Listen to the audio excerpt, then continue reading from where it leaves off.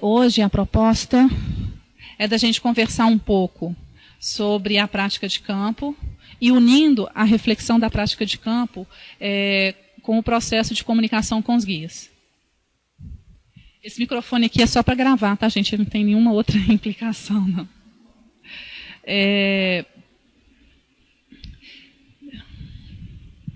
Quando a gente entra para a Missão Rama, comunicação com os guias tende a ser algo extremamente fantasioso, algo que alguns conseguem, algo que, meu Deus, como que será conversar com esses seres, né? E muitas pessoas consideram isso como algo intocável, como algo que não vai conseguir, como algo que não deseja. Então é importante a gente ter claro que essa é a ferramenta mais nobre que a gente tem dentro da Missão Rama. E que o programa de treinamento que a gente tem, ele é uma trilha que promove isso naturalmente. Tá? Esse naturalmente é porque quem percorre essa trilha realmente investido e com o objetivo da alquimia e da evolução vai chegar nesse lugar. E por que é importante essa conversa com esses guias? Porque ela vai nos dar um parâmetro se nós estamos conseguindo fazer o que nós propusemos a fazer. Porque a gente só consegue comunicar com os guias quando a gente conseguiu expandir o coração, e o coração expande a mente e a gente consegue conversar. Se a gente está conseguindo conversar com eles, significa que a gente está conseguindo fazer o trabalho da Missão Rama. Sem isso, a gente não tem referência nenhuma. Você pode estar no mesmo lugar o tempo inteiro, e aí? Né? Nós todos estamos inseridos no mesmo contexto, então só ter a nossa referência não é suficiente. A gente precisa ter a referência desses guias. E não é algo que acontece no módulo de atividades que prevê. O que eu quero dizer com isso? Lê ali, ó. A construção deste processo deve começar desde já. Eu estou falando desde já para quem acabou de entrar. O nosso já tem que ter começado desde o dia que a gente pisou aqui. Tá? E ser uma constante na forma de estar na Missão Rama. Então, vamos supor que dentro da minha fantasia eu falo assim, nossa, que medo, eu não vou querer mexer com isso não, vai que eu incorporo um espírito. Né? Isso é uma das fantasias mais comuns que tem dentro desse processo. Então, o que eu quero falar é o seguinte, mesmo que hoje você não entenda, sinta medo, saiba que você vai precisar fazer essa escolha, mas que essa escolha ela vai chegar num momento que, com certeza, essas fantasias todas já não fazem parte mais. Tá? Isso já vai estar tranquilo, é uma técnica que a gente ensina, não é algo que, a princípio, não acontece assim. Eu falo a princípio porque nós tivemos o depoimento de Curitiba, que com eles parece que aconteceu assim, que também não foi. É um investimento de toda uma vida em família, com os objetivos claros que são os mesmos da Missão Rama. Né? Então, assim, a gente tem um momento que é previsto que todos vão aprender. A fazer comunicação com os guias. É marcado, em palestra, a gente vai lá, BH5 acabou de passar por isso, a gente vai, ensina como que faz uma prática, né? Mas isso pode acontecer também a qualquer momento, se os guias quiserem. Ou, a qualquer momento, se o grupo já conquistou essa união de coração. Aí é natural, essa conversa se torna natural. Né? Então, assim, isso que eu estou passando aqui hoje veio para que eu fizesse, para passar essa informação. Depois nós vamos disponibilizar no YouTube para passar para as outras pessoas. Então, até aqui, eu já respondi quando que isso acontece. Está claro quando que a comunicação acontece? Tá. Como que ela acontece? Né? Isso aí, a gente tem algumas formas conhecidas de que essa comunicação acontece. Ela acontece através de telepatia. Ela acontece, que é o pensamento. O nosso pensamento pensa algo que não é nosso e você começa a aprender que aquele pensamento que você está escutando é um guia falando com você. Então, existe gente que escuta a voz, tem gente que vem a ideia, né? Tem pessoas que recebem em sonhos. É muito comum pessoas que sentem muito medo e querem o processo de todo jeito, eles começam a introduzir por sonhos. Foi meu caso. Eu não tinha condições na realidade de conversar com eles, então eles começaram a aparecer em sonho para mim. Eu fui perdendo o medo, ganhando confiança. Aparece também imagens. né? De repente você está meditando, você fecha o olho e vem uma imagem, e aquela imagem você entende o que é. E o processo de psicografia nós nunca tivemos no nosso processo de Missão Rama. Ele começou assim com Cício e Charlie. Né? A gente tem a história, a gente sabe que foi inclusive numa reunião onde eles estavam fazendo aquela brincadeira de copo, aquela coisa toda. Né?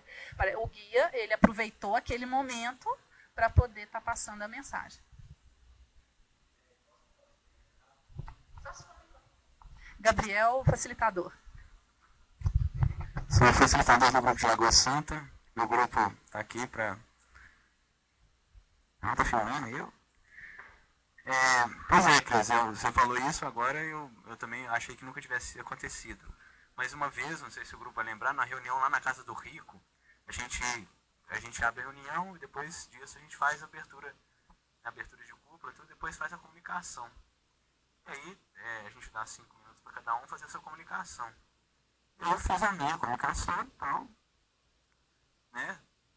E aí, depois que a gente termina de fazer a comunicação, cada um, o grupo pede para cada um que leia a comunicação. E eu achei muito estranho, porque eu li um texto que eu não tinha lembrado de ter escrito ele. Aí eu até falei pro grupo, será que isso foi psicografia? Foi alguma coisa, né? Aí o grupo disse, parece que foi, né? Pois aí eu não sei.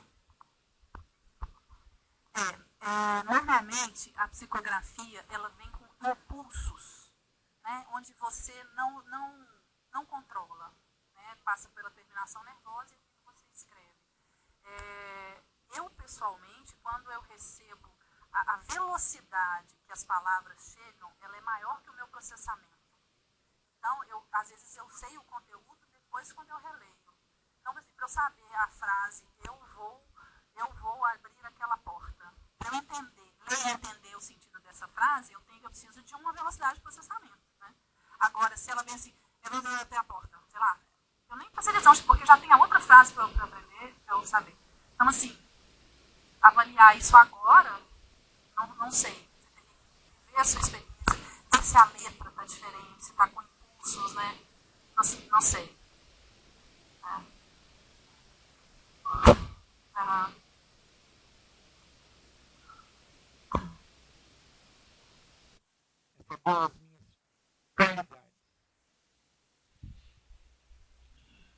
Meus valores, meus atributos. A maior parte das pessoas sabe? Não. Pois o chakra cardíaco está fechado. Aí eu não presto, eu sou sujo, eu não sou digno, etc. E muitas outras frases, posso ficar falando muito, quando o chakra está fechado. Aí eu fico só no chakra básico. O cardíaco está aqui, é o quarto. Eu fico aqui. Fico chakra básico, família, dinheiro, profissão. Raramente subo para o segundo, que tem a ver com a minha criatividade. Então, competindo, estou sempre duro, contraindo, ponto para correr, ponto para dar um soco. A competência faz com que eu procure estar me relacionando com o outro. Porque o outro é eu num momento diferente de evolução e de consciência. Nem melhor, nem pior. Ele é o meu espelho, ele é o meu mestre. Entendendo isto dentro de um grupo que tem como objetivo consensado a mesma coisa a ser alcançada, esse grupo se torna, ou deveria se tornar, competente. Como nossa mente é muito instável, nós todos aqui consensamos que nós vamos pegar ali o data show, mas em alguns segundos, minutos, semanas, ano, isso nem nós lembramos mais que nós tínhamos acordado isto. Então, teremos que fazer esse casamento coração e mente de forma que na relação possamos nos encontrar. Para que, diferente da competição e o outro é o adversário, é o inimigo, Eu tenho no outro, eu. Só apenas um outro momento. E aí, em termos de competência, o grupo 1, 2, 10, 40 se torna um grupo inteligente, consciente, responsável, cumpridor dos processos, que sabe o que tem que fazer aqui nesta cidade ou em outra, porque nós nos tornamos cidadãos cósmicos. Aí, tirando as roupas do medo, medo tem a ver com o primeiro chakra, não é isso? O segundo chakra tem a ver com culpa. Esse casamento do seu medo com a dona culpa gera um tantão de filhas. Insegurança, ansiedade, preocupação, angústia, preguiça, que faz com que nós posterguemos aquela meta consensada a ser alcançada, que talvez nunca seja. Falando de competência, é muito importante as pessoas também estarem disponíveis para desenvolver novas habilidades. E isso no grupo, tem muitas pessoas que têm uma resistência muito grande. Eu não sei fazer, eu não quero, eu não tenho. E de repente são ferramentas importantes para que a comunidade possa fluir, possa acontecer. Então é muito importante que as pessoas estejam abertas a desenvolver novas competências e que o grupo trabalhe para que isso aconteça. Tá? E aí você já vai estar, à medida que você for tendo novas habilidades a partir do desempenho do grupo e estar se autopromovendo, você está trabalhando a solidariedade e essas relações interpessoais ali dentro do grupo. Quando você estava falando, eu lembrei de duas coisas. Uma era essa e a outra... depois eu vou lembrar. Eu perdi, tinha uma outra coisa para falar. Competência... lembrei.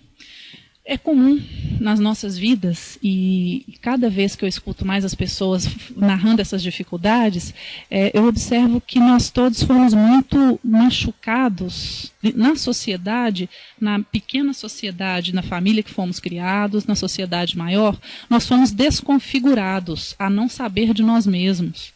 Então, essas habilidades, essas competências que a pessoa fala assim, eu não sei fazer, não sei o quê, isso vem muito do que ela aprendeu sobre ela, mas não do que ela realmente é, ou do que ela já dá conta de fazer. E a gente tem dentro do grupo a ferramenta para descobrir quem somos. Então, a pessoa fala assim, eu não sei falar aqui na frente. Aí você vira para a pessoa e fala assim, nossa, você falou, nossa, foi muito bem. Aí a pessoa fala assim, que isso? Não aceita o retorno positivo. Ela já aquilo está tão bitolado na cabeça dela, eu não presto, eu isso, eu aquilo, que ela não abre mão desse passado. Então eu preciso estar muito atenta a isso, porque o retorno que o grupo está te dando, ele é verdadeiro. Eu espero que seja, porque o nosso objetivo é esse. Então essa convivência em grupo, ela vai te dando a possibilidade de você se reconstruir.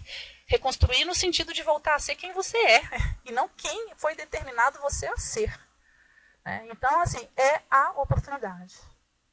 E vamos reforçar muito isso no grupo, essas mudanças. Não, fulano, olha isso, olha tanto que você fez isso de forma adequada, para a pessoa poder ter uma nova visão de si, dessa nova habilidade desenvolvida que ela nunca tinha tentado antes.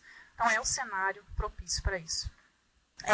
Na outra palestra, eu peguei muita informação de Kurt Lewin, que é um psicólogo alemão, e ele foi quem começou o estudo. Ele fundou um laboratório em 1945, ele fundou um laboratório em Massachusetts. É o MIT, que é o laboratório de pesquisa. Então, assim, ele pesquisou muito o grupo. Então, a gente não está reinventando nada, a gente não está inventando nada. A gente está vivendo o que ele já tinha pesquisado muito cientificamente, que foram os resultados de estar em grupo. Então, isso que eu vou colocar aqui é uma realidade dentro da Missão Rama, mas é algo que foi estudado cientificamente e que foi comprovado. E isso é muito importante para dar força ao que a gente precisa fazer enquanto grupo. Inclusive, ele era alemão, ele era judeu, e ele foi fugido para os Estados caso, ele, na verdade, foi convidado para ir. Então, ele participava de um grupo que era minoria e pesquisou muito sobre o que é ser minoria também. Então, é muito bacana esse estudo dele. Ele fala que as relações interpessoais, elas não podem integrar-se de modo definitivo enquanto existirem entre os membros do grupo fontes de bloqueios e de filtragens em suas comunicações. Isso é um pouquinho que a gente tenta, né? Ser transparente, ser verdadeiro. E aí, a dinâmica das relações interpessoais, elas são determinadas pelo grau de autenticidade das comunicações entre os membros dos grupos. Só que eu volto a falar, nós fomos mal educados a sermos autênticos. Ser autêntico foi ensinado que é falta de educação. Né? Então, nós estamos profundamente viciados em não sermos verdadeiros. Né? E é confundido ser autêntico com ser mal educado. E a gente precisa treinar bastante. Há um livro dentro da missão. Então, quando a gente vai começar com o guia joga um bloco de coisas dentro da gente, só com a própria esquerda. E se não tivermos treinados, não vamos entender isso. Daí que nosso treinamento é para desenvolvermos afeto, sensibilidade, percepção, compaixão, amor e bondade. Marcelo, queria completar. Quando você fala de comunicação afetiva, vem que você talvez esteja falando que o outro se comunique de forma que machuca o outro. Né? Eu acho que é por aí que você pensou, foi? Porque eu já vi outras coisas perguntas que você já fez no site e tal.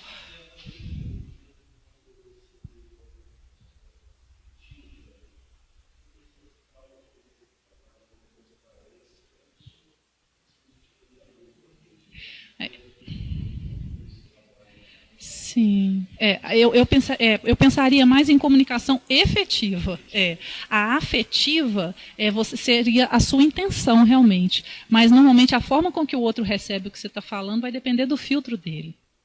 Então, por mais afeto positivo, por mais que você esteja ali interessado nesse amor, muitas vezes o outro está decodificando que você acabou com ele. Que você foi agressivo. Porque dentro do seu aprendizado de relacionamento familiar, quando as pessoas se comunicam daquela forma, elas estão sendo agressivas. Ou o contrário, a pessoa foi tão cheia de lacinhos que você nem escutou, achou que ela estava sendo falsa. Então, assim, esses filtros, eles estabelecem esses ruídos na comunicação. E a gente vai aprendendo, à medida que o grupo vai caminhando, a gente vai aprendendo a relacionar e a dar o retorno para o outro. Porque a gente não fez ainda a unificação conceitual. Quando entendermos o que é o amor mesmo, eu acredito que esse equívoco acabe.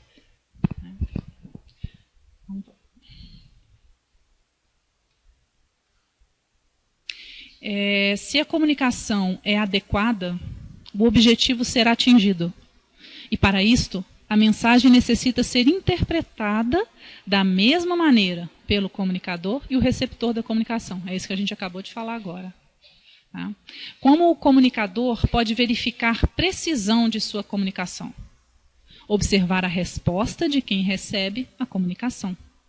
Porém, a precisão de comunicação, que inclui pensamentos e sentimentos, ainda é muito difícil. Mas sempre perguntar, isso que o Jacques falou, você entendeu o que eu disse? A pessoa fala, claro. Faz mais uma pergunta, o que é que eu disse? Que aí vai ver se ficou tão claro assim. Né? Como?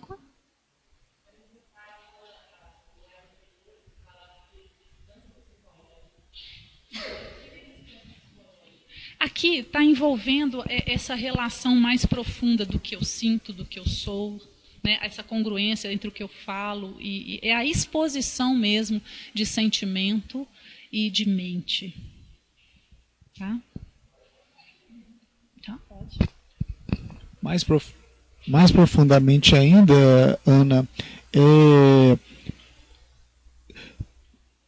essa distância para a psique vem do latim mente, mas do grego espírito. Então, aquilo que compõe o indivíduo, aquelas características que eu falei do ego, sensações, sentimentos, emoções, pensamentos, imagem, né? Essa toda essa composição, ela vem de um tanto de agregados para compor uma pessoa, um ego. Parte desses agregados estão relacionados com o condicionamento. Você teve uma mamãe e um papai que, numa situação em que eles talvez se casaram, talvez não se casaram, talvez se separaram, viviam se agredindo, viviam no maior melzinho, viviam numa educação religiosa, num partido político, viviam... Puxa, são tantos temperos que isso gera um temperamento, do qual você geralmente, quase que sempre, copia e cola. Esse processo gera entre você e um outro uma distância psicológica, pois essa pessoa que sou eu, que é a Luciana, que é a Maria José, que somos todos nós aqui, essa pessoa tem, todos nós temos isso, transtornos de humor, de afeto, de personalidade, aqueles negócios de CID, de código intencional de doença. Que se você for fazer um diagnóstico chamado psicodinâmico, nós vamos encher uns 10 itens que nós temos. Não salvo ninguém, não. Só um cara iluminado, e mesmo assim, transitando entre o ego iluminado, e tem muitos problemas.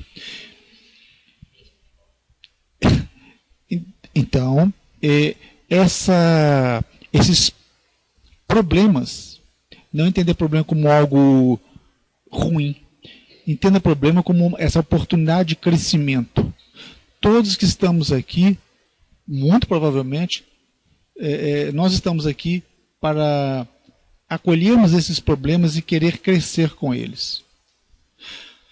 Muitos não conseguem devido a essas distâncias. Distâncias essas, problemas internos esses que geram mandatos. Crenças. Eu sou assim, nunca vai dar certo, Deus quis assim. E aí vai um tantão de conversa mole. Mas são elas que a gente adota inicialmente para sobreviver. Nosso trabalho na missão é tirar a pessoa da sobrevivência e colocar ela para viver. Essa é a parte mais difícil. Por quê? Porque enquanto sem comunicação, enquanto no ego, perdido, confuso, inseguro e tendo alguém para te guiar, isso é muito confortável. Quando você se expuser e souber que você é capaz, competente, Deus, e que você terá que pegar a situação e conduzi-la com responsabilidade, agora não tem mais com quem contar, aspas, sempre temos nas relações. Isso é a coisa que mais nos assusta, é o meu poder. Que mais, daí ninguém quer saber quem eu sou, de onde eu vim, estou fazendo aqui, é assustador. Eu fujo. Os processos terapêuticos, eu fujo de quem mesmo? De mim mesmo. Você vai dar desculpa, a maior parte dos desculpas que eu escutei. Eu não tenho dinheiro. Ai, que mentira. Você, na primeira curva ali, você pega a pessoa gastando em outras coisas. Não é verdade. Eu nunca tenho tempo para mim. E aí eu perco esta encarnação de novo. Então, o processo de comunicação, tão claro, não é um processo de falar. Ele é amplo e envolve a união que se relaciona, enfim, com a diminuição do meu ego para que eu faça parte de algo maior.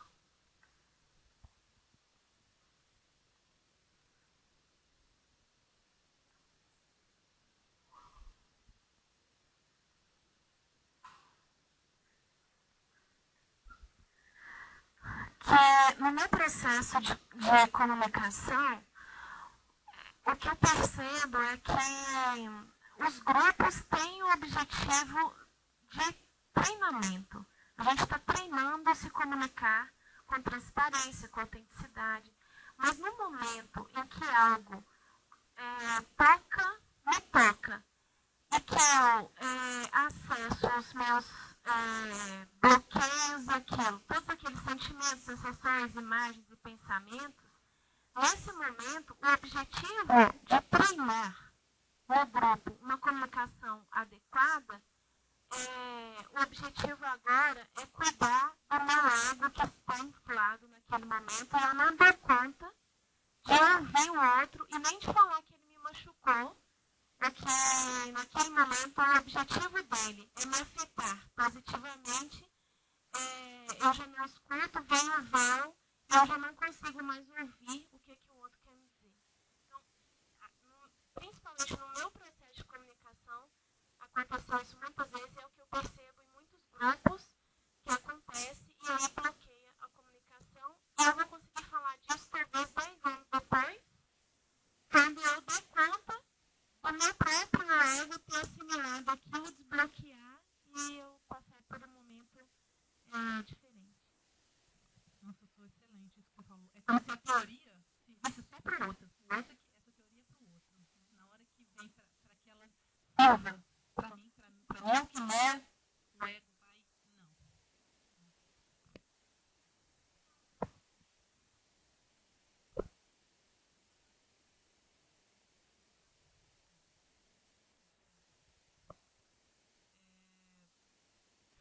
Algumas causas de bloqueios e filtragens de comunicação, elas podem colocar em jogo todo o processo de comunicação.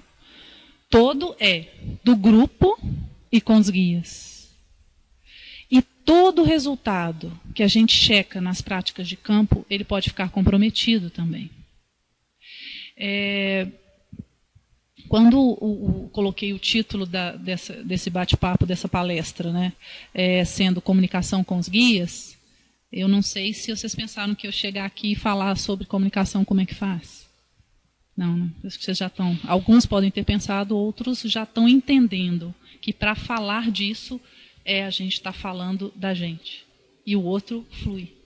Quando a gente for digno de confiança, esse processo acontece. Nós não somos dignos de confiança, porque tudo o que eu sinto, tudo é muito, né? Muitas coisas que eu sinto, né, eu não estou revelando. E o processo de comunicação telepática, ele é transparente. Tudo que nós somos, pensamos e sentimos está sendo visto pelos guias. A gente se comunica com eles totalmente. É a telepatia que eles já conquistaram. Então, eles estão realmente sabendo do que acontece. Agora, é tanto amor, é tanto respeito, que eles sabem do momento de evolução que a gente está. E que nós estamos numa trilha de superação. E que estamos caminhando. Então, quando a gente está falando uma mentirinha, quando a gente está se enganando, pode saber que a gente está se enganando. Aí eles não. Mas eles têm esse amor para compreender que naquele momento essa mentira está sendo necessária, porque eu não dou conta ainda, né, de estar me vendo e superando esse ego aí. Né? A mentira que eu conto de mim mesma. Então, assim, às vezes eu estou no autocontrole e me vem isso, né? E muda toda a minha configuração. Às vezes eu estou ali mental, e de repente eu falo, não, o que eles estão vendo é tão além disso. Aí eu volto e falo, não, isso mesmo. Que aí eu volto para o lugar onde eu preciso começar a minha evolução, e não nas minhas justificativas. Né?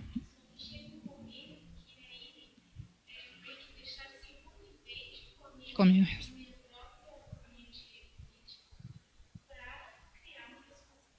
Soraya está falando que chega um momento que é preciso deixar de ser conivente com a mente vítima e ter a responsabilidade. Né? Isso, o processo de alquimia, investir nesse processo de alquimia. Entendendo responsabilidade como responsible, a capacidade de dar uma resposta adequada a determinada situação. E aí, quais seriam as situações que se colocam na minha vida. Não vamos longe não, dentro de casa começa primeiro. Eu e o outro, dentro da família. A palavra família vem de famulus, que quer dizer escravo. Então é um processo em que eu tenho que aprender a amar. E indo então para falar de práticas de campo, esse processo ele pode atrapalhar todo o resultado de uma prática de campo. A gente teve uma experiência muito bonita com o BH5 dentro do autocontrole, onde podemos experimentar, no momento em que os guias não se manifestaram, a gente pôde experimentar 20 minutos de muita transparência, de muita realidade, de pessoas colocando coisas que, sinceramente, eu não imaginei que as pessoas teriam coragem de colocar. Colocar não só entre eles, mas colocar para mim, colocar para o Jacques, entrou todo mundo numa panela só lá, e foi muito bacana, foi autêntico. Eu acredito que vocês saibam, não? O BH5 ele foi a campo para ter confirmação de comunicação, e eles levaram uma gincana, que depois quem não souber, a gente informa, para ser checada lá. E chegou lá, teve uma série de processos onde os guias não confirmaram. Né? E aí a nossa fala vamos voltar para a prancheta e ver onde erramos. Mas a percepção desse erro foi imediata. Se os guias não agem assim, a gente não fala disso. A gente não fala. Joga tudo para debaixo do tapete. Então o grupo saiu dali com uma reformulação de comportamento com integrantes e entre eles também. E a hora que eles começaram a falar, né, dessas verdades, os fenômenos começaram a acontecer dentro do próprio autocontrole. Então é muito especial. Tá, vamos lá. Referente ao código, comecem a pensar sempre na comunicação entre nós e na comunicação com os guias. Ocorrem bloqueios e filtragens muito em função de diferenças culturais. Esse filtro que passa para cada um. A gente nasceu num universo onde estamos sempre interpretando. A nossa vida é de interpretação. E essas interpretações fazem esses filtros serem para cada um de uma forma. Que vem de uma cultura que ela traz uma verdade que é muito parcial. Né? E para cada um é uma. Por isso a gente enfatiza tanto o estudo do conceito de verdade. Individual, coletiva, cultural, absoluta. Os símbolos têm para os interlocutores conotações subjetivas à própria pessoa que dá, ou coletivas distintas ou contrárias. Então esses símbolos eles precisam ser unificados. A simbolização... como é que é?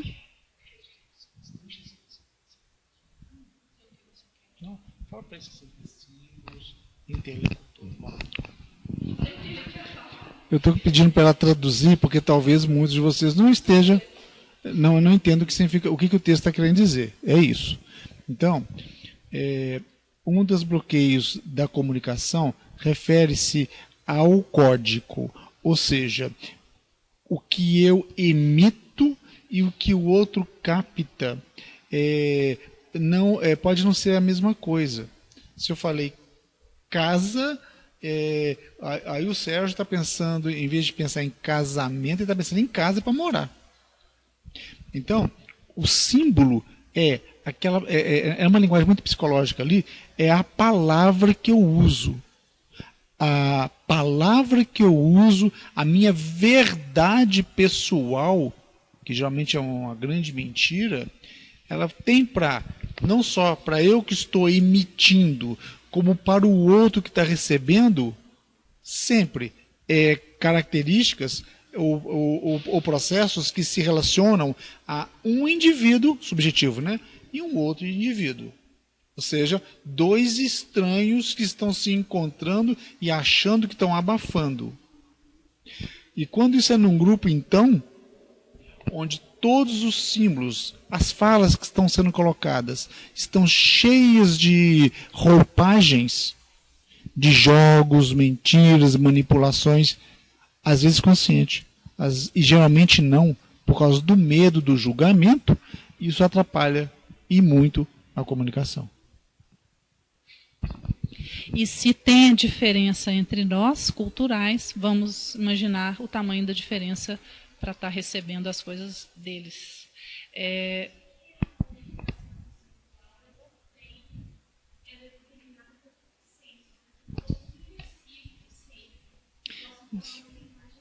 Isso, a Soraya está colocando a importância da unificação conceitual e ela ser feita em consenso para que todos possam estar pensando da mesma forma, é isso? Vocês entendem isso? Entende o quê?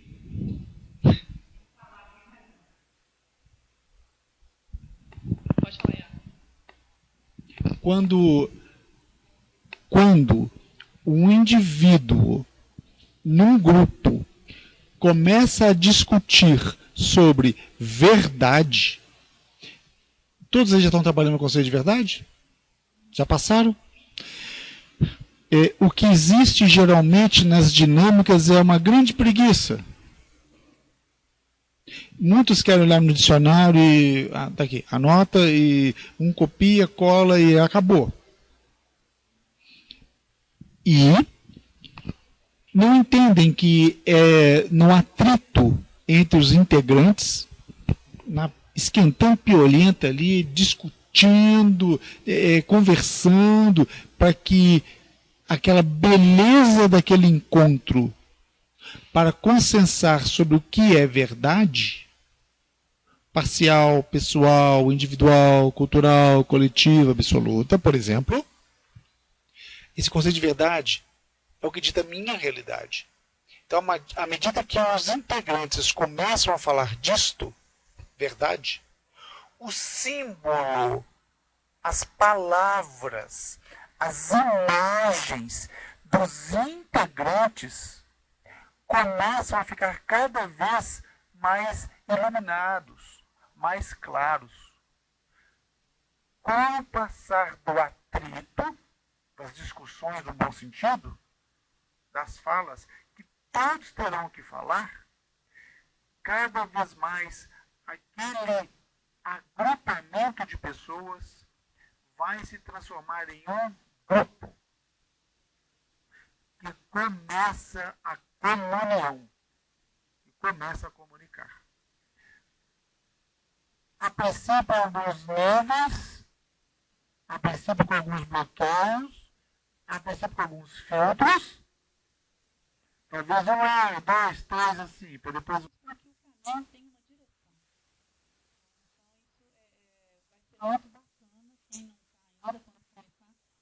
Quem não está ainda, quando começar, perceber o que a educação conceitual vai referir. Tá bom? Agora, vamos lá.